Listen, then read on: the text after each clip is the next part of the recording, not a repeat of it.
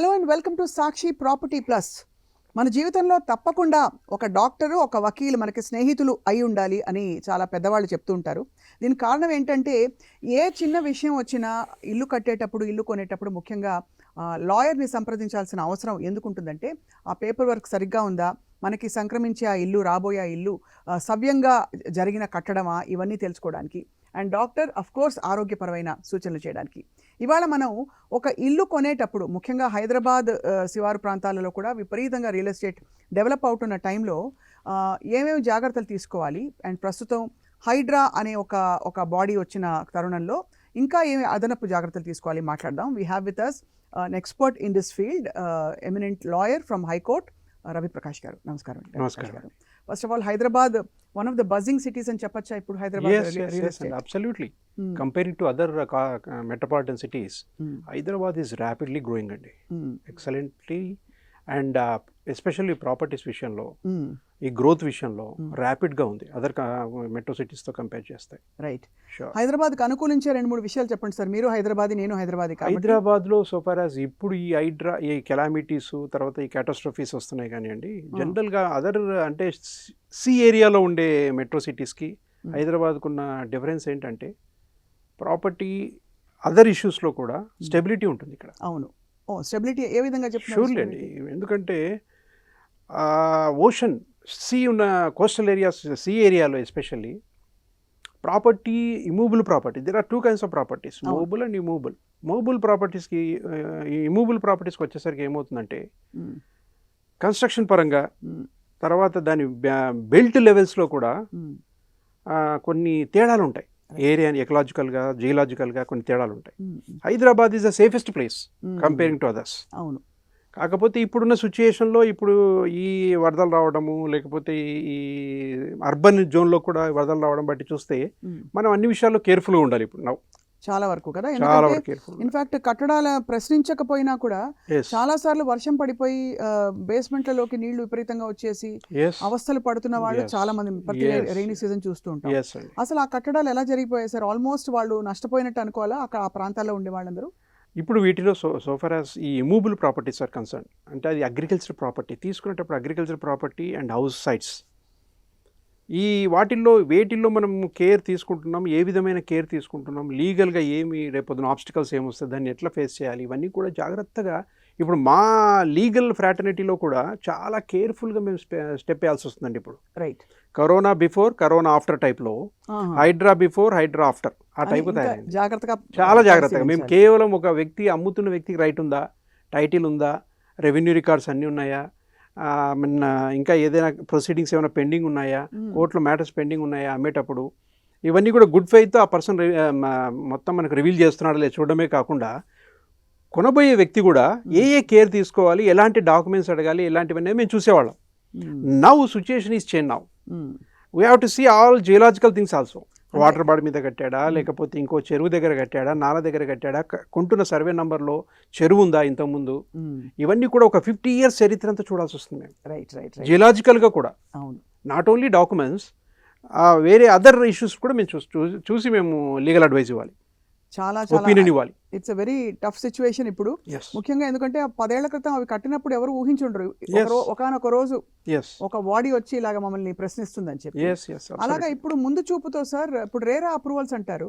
రేరా అన్నది is it అంటే complete final authority అని చెప్పచ్చా? రేరా అప్రూవల్ ఉందంటే ఇంకా ఎప్పుడు ఢోకా లేదని చెప్పచ్చా? అఫ్ కోర్స్ అండి, రేరా ఇస్ ఏ కంప్లీట్గా మనం కంక్లూజివ్గా చెప్పొచ్చు, ప్రొవైడెడ్ దాంట్లో కూడా approval for buildings, approval for constructions, approval for layouts, అంతేగాని టైటిల్, రైట్, ఓనర్షిప్ ఇవన్నీ కూడా రేరా చూడదు. అది it's not a competent authority. Civil court is a competent authority. ఏదైనా ఇష్యూ వస్తుంది అంటే with regard to title, ownership, rights గురించి it's only civil court, not RERA, not ULC, not land reforms tribunals, ఇవి కాదండి. వాళ్ళు ఏం క్వాజీ జ్యుడిషియల్ అథారిటీస్, ఎంఆర్ఓ కానీ, RDO కానీ, కలెక్టర్ కానీ, they are not competent to decide the titles and ownerships. They decide only, they just grant permissions according to act, అంతే, that's all. చాలా అంటే ఇవన్నీ రాకముందు, హైడ్రాలు ఇవి రాకముందు కూడా అసలు ప్రధానంగా ఒక భయం ఉండేది, డబుల్ రిజిస్ట్రేషన్స్ అయిపోవడం. ఇప్పుడు ఎక్కడో ఏదో భూమి కొంటారండి, ఆ భూమి కొనుగోలు చేసిన కొన్నేళ్లకి బయట ఎక్కడో వేరే దేశంలో ఉంటారు, వెళ్ళి చూస్తే వేరే వాళ్ళ పేరు మీద ఉండడం, ఇలాంటివి జరుగుతాయని. అంత ఈజీయా సార్ అసలు టైటిల్ మార్పిడి చేసేయడం? అంటే ఒకటి ఏమవుతుందంటే అండి, స్థిరాస్తుల్లో 2 రకాలు. ఒకటి agriculture land, number 2 is residential zone, residential properties. Agriculture properties మనం కొనేటప్పుడు ఏ ప్రికాషన్స్ తీసుకోవాలి, ఈ ప్రాపర్టీ ఏది రెసిడెన్షియల్ ప్రాపర్టీ కొనేటప్పుడు ఎలాంటి ప్రికాషన్స్ తీసుకోవాలి, చాలా కేర్ఫుల్గా ఉండాలి ఆ విషయంలో. కరెక్ట్. ఆ రికార్డు 1956 నుంచి రికార్డు మేము చూస్తాం, ఈవెన్ బిఫోర్ 1956. ఎందుకంటే 55-56లో చాలా మన ఇండియాలో చాలా యాక్ట్స్ వచ్చాయి, ల్యాండ్ రిఫార్మ్స్ యాక్ట్ చాలా వచ్చాయి. అర్బన్ ల్యాండ్ ఎంక్రోచ్మెంట్స్, తర్వాత ల్యాండ్ సీలింగ్స్, తర్వాత ఇనాందార్ అబాలిషన్ యాక్ట్స్, ఇవన్నీ చాలా అబాలిషన్ యాక్ట్స్ కూడా వచ్చాయి. అవును అవును. బేసిక్గా అందట్ మనం అగ్రికల్చర్ ల్యాండ్ అసెస్ చేయాలి. అవును. ఎవరు ఓనర్స్, ఎక్కడి నుంచి మనకు ఫ్లో అవుతుంది, ఎట్లా ఫ్లో అవుతుంది, టైటిల్ ఎలా ఫ్లో అవుతుందో చూసుకోవాలి. రెసిడెన్షియల్కి వచ్చేసరికి కరెక్ట్గా లేఅవుట్ అయిందా లేదా, అప్రూవ్ లేఅవుటా కాదా, అప్రూవ్ లేఅవుట్ అయితే వాటర్ బాడీలో ఏమైనా ఉందా, ఎఫ్టీఏలో ఏమైనా ఉందా, లేకపోతే ఏదైనా చెరువుగానే పూడ్చి కట్టారా. వాళ్ళు పర్మిషన్ ఇచ్చినంత, ఇప్పుడు ఏంటంటే అమేజింగ్ ఫ్యాక్టర్ ఏంటంటే అండి, వాళ్ళు పర్మిషన్ ఇచ్చినంత మాత్రాన మనం నమ్మేసి తీసుకోకూడదండి. ఇప్పుడు అసలు తీసుకోవద్దంటారు, ఎందుకంటే కరప్టివ్ ఆఫీసర్స్ ఉంటారు, వాళ్ళు పర్మిషన్స్ ఇచ్చిండొచ్చు, అది డబ్బు తీసుకొని, లేదు ఒత్తిడిలో కూడా ఇవి ఇచ్చిండొచ్చు, ఏదైనా ఇన్ఫ్లుయెన్స్ ఇస్తే ఇచ్చిండొచ్చు బహుశా. కాకపోతే ఏంటంటే అపార్ట్ ఫ్రమ్ మనము పర్మిషన్ వచ్చిందా పర్మిషన్ రాలేదా అనేది కాదు, పర్మిషన్ వచ్చినప్పటికీ కూడా మెటిక్యులస్గా we should go through that. So దీనికి చట్టబద్ధత ఉందా లేదా, ఇక్కడ కట్టచ్చా లేదా అనే దానికి ఫైనల్ అథారిటీ భారతదేశంలో ఏంటి సార్? కోర్టేనా? ఏది ఎక్కడ కట్టాలి, ఒక లేఅవుట్ తీసుకున్నారండి, for example layout, approve layout, అంత కట్టిన తర్వాత ఇంకో ఆఫీస్ వచ్చి నో ఇది అప్రూవ్ లేఅవుట్ కాదు, ఈ అప్రూవ్ లేఅవుట్కి అసలు ఇక్కడ ఇవ్వాల్సిన రైట్ లేదు, అసలు అది కొన్న వ్యక్తి కూడా రైట్ రాదు, మీరు డెమాలిష్ చేస్తామని వచ్చారనుకోండి, court is only the competent authority to decide it. Approve layout కాదా, అప్రూవ్ లేఅవుట్ అయితే అప్రూవల్ ఎలా ఇచ్చారు, your own officer given approval, your own office given approval, officer is not an officer, office gave that permission కదా. So all are vicariously liable for all these things. So court will look into all these things. ఇప్పుడు ఇలా FTL జోన్స్లో పెద్ద పెద్ద apartment కాంప్లెక్స్లో లేకపోతే housing villas కట్టేసిన వాళ్ళందరూ ఇప్పుడు ఎండ్ యూజర్స్కి ఇవన్నీ ఈ కథలన్నీ తెలియవు, వాళ్ళకి ఏమిటి సార్ ఇప్పుడు ఉండే ప్రొటెక్షన్, ఇప్పుడు ఉండే హైడ్రా? మేడం ఒక్కటే, బయ్యర్ బీ అవేర్, కొనేవాడు చాలా జాగ్రత్తగా, చట్టంలో అలాగే ఉంది, ఇగ్నోరెన్షియా జ్యూరిస్ నాన్ ఎక్స్క్యూజబుల్. ఇది ignorance of fact also, this one, అదే అంతే, ఫ్యాక్ట్ ఈజ్ ఆల్సో, నాకు తెలీదు నేనేదో కొన్నా అంటే విల్ ఫేస్ ద మ్యూజిక్. అదే. సో కొనేటప్పుడే buyer be aware, buyer must be attentive and very you should have an awareness over that property. ఏదో కొనేసాం, తక్కువకి వస్తే మనకు ఉన్న వీక్నెస్లు ఏంటంటే తక్కువకి వస్తే కొనేస్తాం, లేదా ఏదో రిబేట్లు వస్తున్నాయి, డిస్కౌంట్లు వస్తున్నాయి, లేకుంటే ఫ్యూచర్లో ప్రాజెక్ట్ వస్తుందంటే ఇక్కడ కొనేస్తాం తక్కువ ఇస్తూ ఉంటాయి. అది అప్రూవ్ లేఅవుట్ అయినా now we should go through all these things. So at the advent of HYDRAA, after advent of Hydra and probably new things that may come up in future. Future. Forest zone అని ఒకళ్ళు అనొచ్చు, ఇది అరణ్య ప్రాంతం, actually అడవిగా ఉండాల్సింది, దీన్ని ఎలా చేస్తారు? కాబట్టి చాలా జాగ్రత్త పడుతూ రవిప్రకాష్ గారు, మీరు చూసిన మోస్ట్ కామన్ మిస్టేక్స్ ఏంటి రియల్ ఎస్టేట్ రిజిస్ట్రేషన్స్లో కానీ ఒక బయర్ చేస్తున్న కామన్ మిస్టేక్స్ ఏంటి చెప్పండి సార్? ఎస్పెషల్ అండి, ఈ డిఫరెంట్ లేఅవుట్స్ వేస్తుంటారండి. అవును, అవి అగ్రికల్చర్ లేఅవుట్స్ కూడా ఉంటాయి, ఫామ్ హౌస్ లేఅవుట్స్ ఉంటాయి, అవును, తర్వాత రెసిడెన్షియల్ లేఅవుట్స్ ఉంటాయి. ఒకవేళ ఫామ్ హౌస్ లేఅవుట్స్ని ఎలా తీసుకోవాలి, ఎలా చేయాలి, అది అసలు మనం చేసుకున్న రిజిస్ట్రేషన్ ముందే ఇంకొక వాళ్ళకి రిజిస్ట్రేషన్ చేస్తారు, లేదా మన రిజిస్ట్రేషన్ తర్వాత ఇంకొకరికి కూడా డబుల్ రిజిస్ట్రేషన్ చేస్తారు. మనం కొన్న వెంటనే ఏ విధంగా దాన్ని మనం జాగ్రత్త చేసుకోవాలి, దాన్ని ఏ విధమైన ప్రికాషన్స్ తీసుకొని దాన్ని ప్రొటెక్ట్ చేసుకోవాలి. సో ఆ ప్రొటెక్షన్ అన్నది మనకు జాగ్రత్తగా ఉంటుంది. మన పేరు మీద దాని మీద డాక్యుమెంట్ రాగానే మనం ఏ విధంగా మనం అప్రోచ్ అయ్యి డిఫరెంట్ అథారిటీస్ని దాని మీద వాటర్ బిల్, కరెంట్ బిల్, తర్వాత దాని చుట్టూ ఫెన్సింగ్ వేయడం కానీ, లేకపోతే ఈ ప్రికాషన్స్ తీసుకోవాలి లీగల్గా. ఏదైనా ఆఫీసర్స్ నుంచి కానీ తీసుకునే ముందే అగ్రికల్చర్ ప్రాపర్టీ అయితే ఎంఆర్ఓ, ఆర్డీఓ, కలెక్టర్స్ ఆఫీస్, వాళ్ళు క్వాజీ జ్యుడిషియల్ అథారిటీస్ వాళ్ళు యాజ్ పర్ యాక్ట్స్ మనం అప్రోచ్ అయ్యి ఏదైనా ప్రొసీడింగ్స్ పెండింగ్ ఉన్నాయా, లేకపోతే వీటికి సంబంధించి కొన్ని రివీల్ చేయరు అమ్మేవాళ్ళు, అమ్మేసి కమర్షియల్గా వాళ్ళు వెళ్ళిపోతారు. తర్వాత సఫర్ అయ్యేది ఎవరంటే అల్టిమేట్గా పర్చేజర్స్, కొన్నవాళ్ళే. వాళ్ళలో కొంత ఇన్నోసెంట్ పీపుల్ ఉంటారు, తక్కువకి వస్తుందని కొంటారు, లేకపోతే ఇదేదో ఇక్కడ ఏదో ఏదో డెవలప్ అవుతుంది ఫ్యూచర్లో, ఒక 10 ఏళ్లలో ఇది ఒక ప్లాటినం అయిపోతుంది, గోల్డ్ పోయి అని అన్నట్టుగా ఏదో ఆలోచనలో ఉంటారు. సో అలాంటి వాళ్ళకి ఎస్పెషల్లీ మేము చెప్పేది ఏంటంటే, మనం తీసుకున్న ప్రాపర్టీ ఇప్పుడు కాదు మరి ఎప్పుడు కూడా తరతరాలుగా మనం ఉండే విధంగా మనం చేసుకోవాలి అంటే కొన్ని లీగల్ స్టెప్స్ కంపల్సరీ తీసుకోవాలి. అది అగ్రికల్చర్ ప్రాపర్టీ అయితే ఎలాంటి లీగల్ స్టెప్స్ తీసుకోవాలి, రెసిడెన్షియల్ ప్రాపర్టీ అయితే ఎలా లీగల్ స్టెప్స్ తీసుకోవాలనేది మనకు అక్యురసీ ఉండాలి. లీగల్ ఎక్స్పర్ట్స్ని కలవాలి, వాళ్ళ నుంచి సంప్రదించి వాళ్ళ సలహా తీసుకొని కొనాలి. రైట్. అటు రెవెన్యూ డిపార్ట్మెంట్, అగ్రికల్చర్ ప్రాపర్టీ అయితే రెవెన్యూ ఆఫీసర్స్ని అప్రోచ్ అవ్వాలి, ఆఫీస్ని అప్రోచ్ అవ్వాలి. తర్వాత ఆ ప్రాపర్టీ టైటిల్ కరెక్ట్గా ఉందా లేదో చెక్ చేసుకోవాలి, లీగల్ ఒపీనియన్స్ తీసుకోవాలి. ఒకరు కాకపోతే ఇంకొకరు క్రాస్ చెక్ చేయించుకొని 2 లీగల్ ఒపీనియన్స్ తీసుకోండి. మీకు తెలిసిన ఒకరే నుంచి డిపెండ్ అవ్వాల్సిన పని లేదు. మీ అల్టిమేట్గా మీ రైట్ను మీరు స్టేబుల్గా నిలబెట్టుకోవాలి. రైట్. కొంటే రైట్ వచ్చి రావడం కాదండి, వచ్చిన రైట్ను మనం స్టేబుల్గా నిలబెట్టుకోవాలి. నిలబెట్టుకోవడానికి ఏంటి ఆ చెక్ లిస్ట్? ఎస్, ఆ ప్రాపర్టీ ఎక్కడి నుంచి ఉంది, ఆ ప్రాపర్టీ అది ఎవరు అమ్మారు, వాళ్ళ లింక్ డాక్యుమెంట్స్, వాళ్ళు ఎక్కడి నుంచి కొన్నారు, లేదంటే ఇది ఏన్సెస్ట్రల్ ప్రాపర్టీయా, ఇది సెల్ఫ్ అక్వైర్డ్ ప్రాపర్టీ నుంచి వచ్చాయా, ఆ రైట్ ఎలా ఫ్లో అయింది, టైటిల్ ఎలా వచ్చింది వీళ్ళకి, వీళ్ళు పొజిషన్లో. మెయిన్ ఇంకోటి ఏంటంటే అండి, టైటిల్ రైట్ ఉంటుంది, ఓనర్షిప్ ఉంటుంది, పొజిషన్ ఉండదు. అది కూడా వెరీ డేంజరస్. అమ్మేస్తారు, వాళ్ళు ఎక్కడో ఉంటారు, మీరు చూసుకోవాలి, మేము పొజిషన్లో అయితే మేము లేమంటే ఓపెన్ ల్యాండ్గా ఉంటుంది. వెరీ డేంజరస్ సిచ్యువేషన్ ఇది. ఓపెన్ ల్యాండ్, అగ్రికల్చర్ ల్యాండ్ అండి, అమ్మేస్తారు, కొనేస్తారు, లోపలికి వీళ్ళు పొజిషన్లోకి వెళ్ళేసరికి వేరే వాళ్ళు వచ్చి పడతారు. అలా ఎలా జరిగిపోతుంది అలా? అందుకనే కొనే వ్యక్తి అమ్మే వ్యక్తి పొజిషన్లో అంటే ఆయన స్వాధీనంలో ఉందా లేదా అని చెక్ చేసుకొని కొనాలి. ఓకే. అది స్వాధీనంలో ఉందా లేదా అని ఎవరు చెప్తారు? ఎస్, మనం చెక్ చేసుకోవాలి ఫిజికల్గా. ఎక్కడ? వాళ్ళు అగ్రికల్చర్ ప్రాపర్టీ అయితే వాళ్ళు ఏమైనా పంటలు వేస్తున్నారా, లేకపోతే వాళ్ళు ఎలాంటి ఆపరేషన్స్, ఓనర్షిప్ ఉన్న ఓనర్ ఎలాంటి దాన్ని ఆపరేషన్ చేస్తూ ఈ రోజు వరకు, అమ్మే రోజు వరకు కూడా ఏ విధంగా పొజిషన్లో ఉన్నాడని చెక్ చేసుకోవాలండి. అంటే అలా లూజ్గా వదిలిన ల్యాండ్ కొనద్దంటారు? చాలా డేంజర్ అది, వెరీ వెరీ వెరీ డేంజర్ అది కొనాలి, దానిలో స్టేబుల్గా నిలబడాలంటే ఇట్స్ వెరీ డిఫికల్ట్. ఎందుకంటే అప్పటి వరకు ఖాళీగా ఉంటుంది, ఎవరు ముట్టుకోరు, ఇంటర్నల్గా డిస్ప్యూట్స్ రన్ అవుతుంటాయి. దానికి సంబంధించి రెవెన్యూ కోర్టులు తిరగాలి, రెవెన్యూ కోర్టులో చెక్ చేసుకోవాలి, సివిల్ కోర్టుల్లో చెక్ చేసుకోవాలి, హైకోర్టులో ఏమైనా అప్పీల్స్ ఉన్నాయో చెక్ చేసుకోవాలి.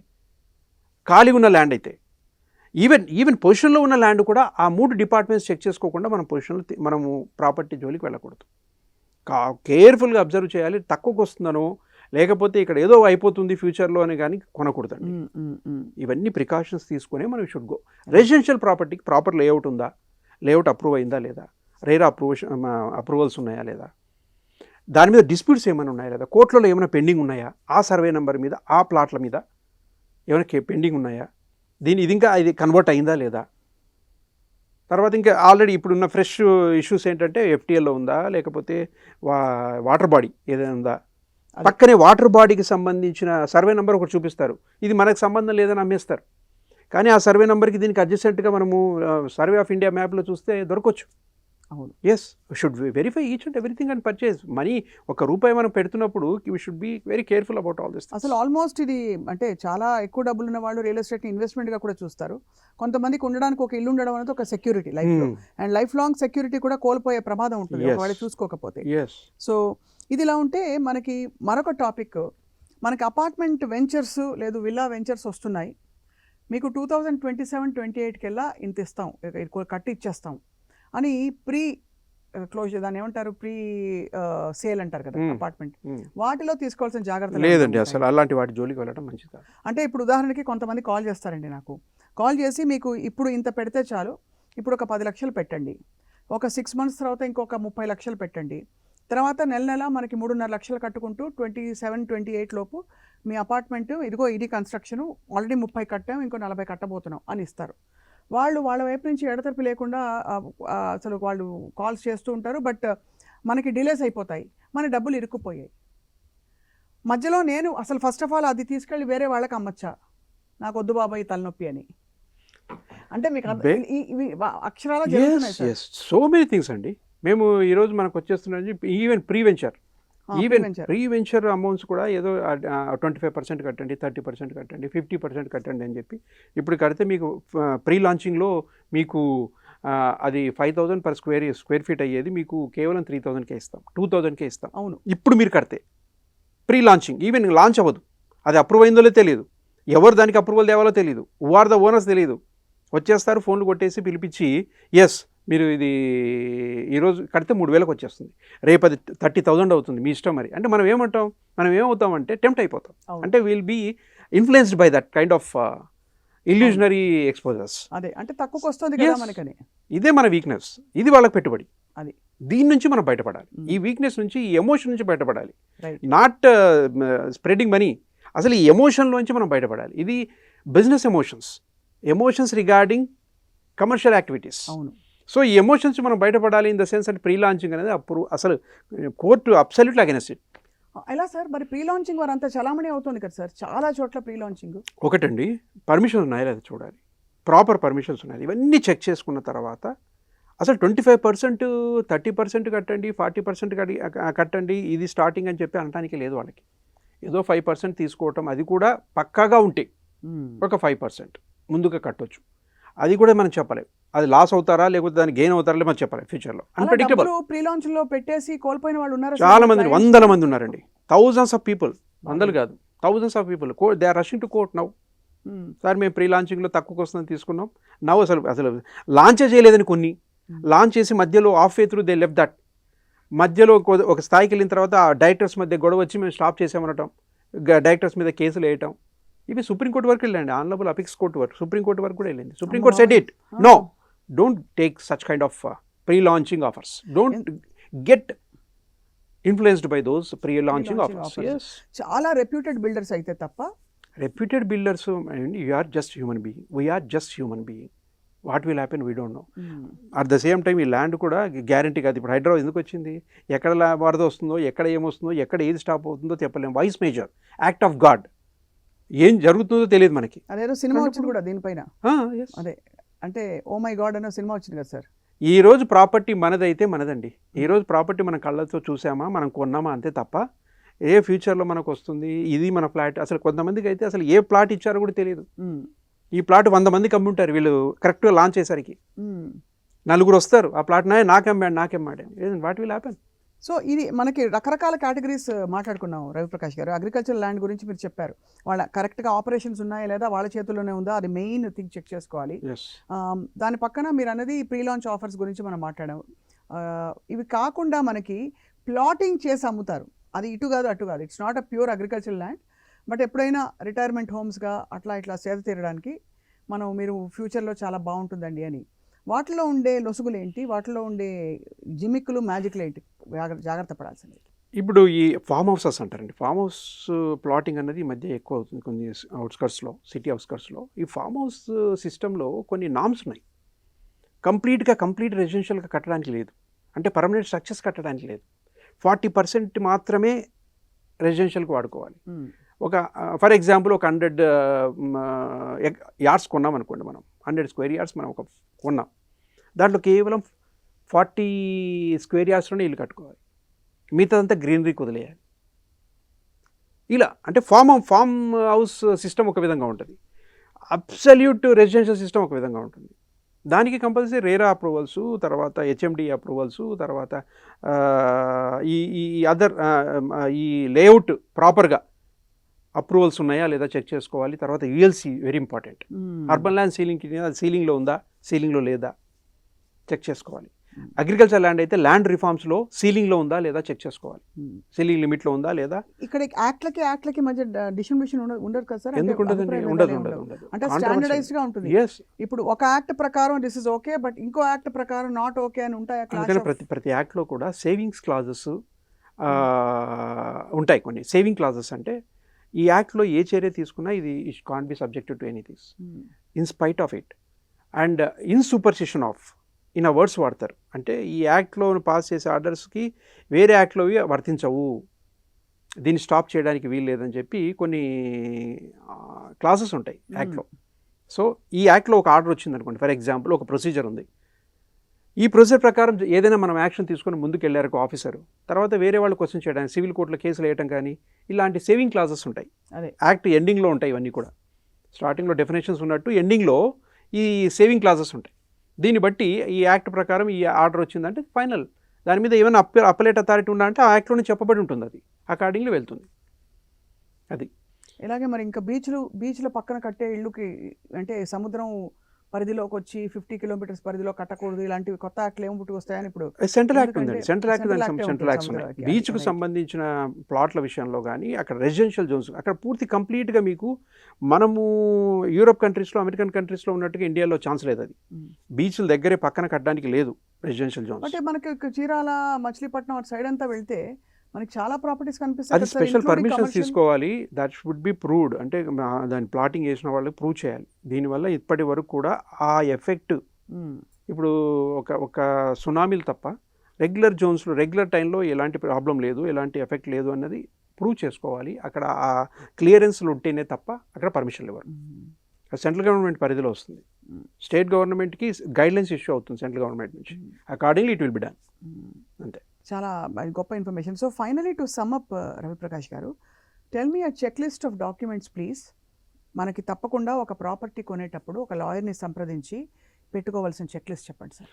అగ్రికల్చర్ ప్రాపర్టీకి రెసిడెన్షియల్ ప్రాపర్టీకి డిఫరెన్స్ ఉంటుంది. రైట్. అగ్రికల్చర్ ప్రాపర్టీ అని చెప్పేసరికి మనం ఏంటంటే టైటిల్ ఎలా ఫ్లో అయిందో చూసుకోవాలి. ఎవరి నుంచి ఇప్పుడు మనం ఎవరి నుంచి ఏ వ్యక్తి నుంచి అయితే కొంటున్నామో ఆ వ్యక్తి ఎక్కడి నుంచి కొన్నాడు, అది తనకు తరతరాలుగా వస్తున్న ప్రాపర్టీ అంటే ఏన్సెస్ట్రల్ ప్రాపర్టీయా లేదా తను సంపాదించిన ప్రాపర్టీయా, నంబర్ 1. ఇది ఏన్సెస్ట్రల్ ప్రాపర్టీయా సెల్ఫ్ అక్వైర్డ్ ప్రాపర్టీయా అది చూడాలి.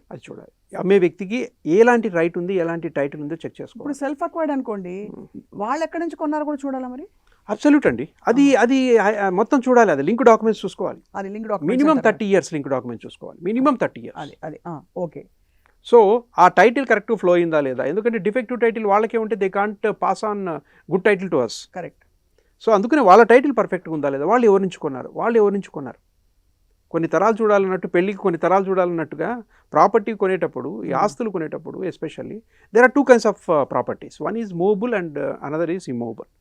అంటే గోల్డ్ బాండ్స్ కానీ, లేకుంటే గోల్డ్ కానీ, లేకపోతే షేర్స్ కానీ, డిబెంచర్స్ కానీ, డివిడెండ్స్ కానీ పర్చేజ్ చేయడం ఒక పద్ధతి. ఆస్తుల్లో 2 రకాలు: agriculture property, residential properties, farm house properties, ఇలా డిఫరెంట్ ఉంటాయి. అవును. ఒక్కొక్క ప్రాపర్టీ కొనడానికి ఒక యూనిక్ ప్రొసీజర్ ఉంటుంది. ఆ ప్రొసీజర్ను ఫాలో అవ్వాలి. ఆ టైటిల్ కరెక్ట్గా ఫ్లో అయిందో చూసుకోవాలి, ఓనర్షిప్ చూసుకోవాలి, ఇప్పుడు అన్నట్టుగా రెవెన్యూ రికార్డ్స్ వెరిఫై చేసుకోవాలి, పహానీస్ అడంగల్స్ వెరిఫై చేసుకోవాలి. అగ్రికల్చర్ ప్రాపర్టీలో ఎంఆర్ఓ ఆఫీస్ను కంపల్సరీ అటెండ్ చేసుకోవాలి. అక్కడ కరెక్ట్ ఉందా లేదా ప్రాపర్టీ చెక్ చేసుకోవాలి. ఆ సర్వే నెంబర్ ఉంది, ప్రొహిబిటెడ్ సర్వే నెంబరా కాదా, ఏదైనా ప్రొహిబిషన్ ఉందా ఆ సర్వే నెంబర్లో ఫర్ సేల్కి, ఆ ట్రాన్సాక్షన్కి ఏమైనా ప్రొవిజన్ ఉందా చెక్ చేసుకోవాలి. తర్వాత ఆర్డీఓ దగ్గర అప్పీల్స్ ఏమైనా, ఎంఆర్ఓ దగ్గర నుంచి ప్రొసీడింగ్స్ ఏమైనా పాస్ అవుతాయి, దాని మీద అప్పీల్స్ ఏమైనా పెండింగ్ ఉన్నాయో చూసుకోవాలి. కలెక్టర్ ఆఫీస్లో వెళ్ళాలి, అది చూసుకోవాలి. ఇది అగ్రికల్చర్ ప్రాపర్టీ కొనే విధానం. Residential property approve layouts, RERA permissions ఉంటాయి, హెచ్ఎండి పరిధిలో ఉంటే ఆ పర్మిషన్స్ ఉన్నాయో లేదో చెక్ చేసుకోవాలి. ఫామ్ హౌస్ ప్రాపర్టీలు కొనేటప్పుడు దానికి అప్రూవల్స్ ఎలా ఉన్నాయి, దానిలో ఎంతవరకు మనకు రెసిడెన్షియల్ కట్టుకోవచ్చు, ఎలా కట్టుకోవచ్చు, ఏం నామ్స్ ఉన్నాయని చెక్ చేసుకోవాలి. ప్రతి కామన్ విషయం ఏంటంటే టైటిల్ ఫ్లో అయిందా లేదా చూసుకోవాలి. అది చాలా బాగా నిర్ధారించుకోవాలి. డిఫెక్టివ్ టైటిల్ ఫ్లో అయితే మనం we can't get perfect title. Right. Defect flows. And if I'm not wrong sir, agricultural property కొనడానికి భారతీయ పౌరసత్వం ఉండాలి, వాస్తవం కదా సార్? అంటే లేదండి, లేదు, ఇతర దేశ పాస్పోర్ట్లు ఉన్న పౌరసత్వం ఉన్న వాళ్ళు కూడా కొనొచ్చా? ఎస్, పర్మిషన్స్ భారతదేశంలో you can buy. Okay. So అలాగే రెసిడెన్షియల్ ప్రాపర్టీస్ కూడా సేమ్ థింగ్. మీరు అదే ఆ వెంచర్కి పర్మిషన్స్ అన్ని చెక్ చేసుకోవడంతో పాటు వాళ్ళకి అసలు ఆ వెంచర్కి ఎక్కడి నుంచి ఆ టైటిల్ ల్యాండ్ వచ్చింది కూడా చెక్ చేసుకుని, ఎక్కడా కూడా అంటే ఇది వేరే జోన్స్, ఇప్పుడు హైడ్రా పరిధిలో హైడ్రాని కూడా పరిధిలో లేదు కదా అని నిర్ధారించుకోవడం ఇంపార్టెంట్. అండ్ దీనికి బహుశా సొంత బుర్ర ఉపయోగించడం కంటే ఒక వకీల్ని సంప్రదించడం చాలా అవసరం. అబ్సల్యూట్. సొంత బుర్ర ఉపయోగిస్తే I don't think so they will be so happy. So better to approach concerned expert better. Sir, finally I want to ask you this very basic question. Fools build houses, wise men live in them అని ఒక నానుడి ఉంది. అసలు immovable property, ఒక స్థిరాస్తి ఇలా ఉండడం జీవిత కాలంలో అబ్సల్యూట్లీ అవసరం అని మీరు నమ్ముతారా? కొన్న వ్యక్తి అండి, the intention of the legislature, ఏదైనా ఒక యాక్ట్ తయారైంది అంటే ఆ యాక్ట్ ప్రకారం ఒక ప్రాపర్టీ మనం కొంటున్నాము అంటే, లేదా యాక్ట్లో బేస్ చేసుకున్న రూల్స్ ప్రకారము, ప్రొసీజర్ ప్రకారం మనం కొనాలి అన్నప్పుడు దాని లక్ష్యం ఏంటంటే మనం ప్రశాంతంగా హ్యాపీగా ఆ ప్రాపర్టీ తీసుకోవాలి, ఆ ప్రాపర్టీని మనము ఎంజాయ్ చేయాలి. రైట్. అది చేయగలడానికి ఉండే ప్రాపర్టీలే ఉత్తమం, లేకపోతే తలకాయ నొప్పి. లేకపోతే చాలా అండి, లేనిపోని సమస్యలు పడకూడదు. తీసుకున్నాక ప్రాపర్టీ తీసుకున్నాక కొంతమంది తక్కువకి వస్తుంది తీసుకొని లైఫ్ లాంగ్ కోట్ల చుట్టూ తిరుగుతూనే ఉంటారు. అసలు దాని ప్రహారీ గోడ కట్టి ఎస్పెషల్లీ తెలంగాణ ఏరియాలో ప్రాపర్టీలు కొనడం, agriculture properties especially very difficult. At least 14 to 15 laws చూడాలి, యాక్ట్స్ చదివి, land reforms, encroachments acts, Inam abolition act, Jagirdari abolition acts, ఇలా కొన్ని 14 యాక్ట్స్ ఉన్నాయి, 14-15 యాక్ట్స్ ఉన్నాయి. అవన్నీ చదివి కొనాలి అగ్రికల్చర్ ల్యాండ్. అది నా దగ్గర క్లయింట్ వస్తే నేను క్లియర్గా ప్రతి విషయం క్షుణ్ణంగా చదివి చెప్తాను, రైట్. తీసుకోండి తీసుకోవద్దని. కొంతమంది నా దగ్గరికి రారు, వచ్చేసి నేను వద్దని చెప్తాను, తీసేసుకుంటారు. తర్వాత 2-3 ఏళ్ళ తర్వాత నాకు ఫోన్ చేస్తారు, నేను వద్దని చెప్పా కదా మరి ఎందుకు తీసుకున్నారంటే ఆ రోజు తక్కువకి వస్తుంది తీసుకున్నాను సార్ అంటారు. అదే క్లియర్గా ఈరోజే మనము సెటరేట్ అవుతే ఆ ప్రాబ్లం రాదు కదా. అండ్ ఇంకొక విడ్డూరం ఏంటంటే ఇన్ని ఎకరాల భూమి ఉంది కాబట్టి ఆ భూమి పెరిగింది కాబట్టి అదంతా అన్ని కోట్లు మన దగ్గర ఉన్నాయని మనం భావించడం అది మానసికంగా ఒక ఇది తప్ప తృప్తి తప్ప అది అమ్మడము కష్టం. ఆ డెల్యూషన్ అండి, అది ఒక డెల్యూషన్. అది ఒక అంటే delusion. It's notional gain that but not an Yes. Actual actual thing which you are enjoying in your life time. Yes. అంతే, having a big land. Yes. నాకు ఈరోజు ఒక 300 గజాలు వచ్చింది, నేను ఈరోజు 100 కోట్లు దానికి, అది ఒక 5 crores అని చెప్పుకుంటున్న ఆస్తి అంత డిస్ప్యూట్లో ఉంటుంది. అది డిస్ప్యూట్లో ఉంటుంది. కోర్టులోంచి రావాలి, క్లియర్ అవ్వాలి, కోర్టుకు వెళ్ళిన తర్వాత కొన్ని వాళ్ళు ప్రొసీజర్ ఫాలో అవుతారు, ఆ ప్రొసీజర్ ప్రకారం బయటికి రావాలి, టైటిల్ ఏంటో చూసుకోవాలి. కొంతమంది తెలిసి కూడా కొంటారండి, అది చాలా అన్ఫార్చునేట్ సిచ్యుయేషన్. మేము చూసుకుంటాం, ఈరోజు తక్కువకి వచ్చేస్తుంది, మేము దాన్ని క్లియర్ చేసుకుంటాం, ఆ తర్వాత సఫర్ అయిన వాళ్ళు కూడా ఉన్నారు. అది చేసుకొని బెటర్ అండి. ఒక ప్రాపర్టీ కొనేటప్పుడు అది ఒక బాడీకి ఏదైనా ఇన్ఫెక్షన్ వస్తే మనం ఎంత ట్రీట్మెంట్ తీసుకుంటాం, ఎంత మెడికల్గా మనం అటెంటివ్నెస్ ఉంటామో, ప్రాపర్టీ కొనేటప్పుడు కూడా అంతే అటెంటివ్నెస్ ఉండాలి. చాలా పర్ఫెక్ట్గా క్లియర్గా చెప్పారు రవిప్రకాష్ గారు. ఐ థింక్ మీ సూచనలు సలహాలు చూసి ఐ థింక్ ఇవాళ ప్రేక్షకులు మరొకసారి ఆలోచించుకుంటారు. వాళ్ళు ఉండి ఎంజాయ్ చేయడానికి ఆ ప్రాపర్టీ అయితే దానికి ఒక సార్థకత ఉంటుంది. అట్లీస్ట్ రెంట్లు కట్టాల్సిన అవసరం లేకుండా ఒక విధమైన మానసిక సెక్యూరిటీ తప్పకుండా ఉంటుంది.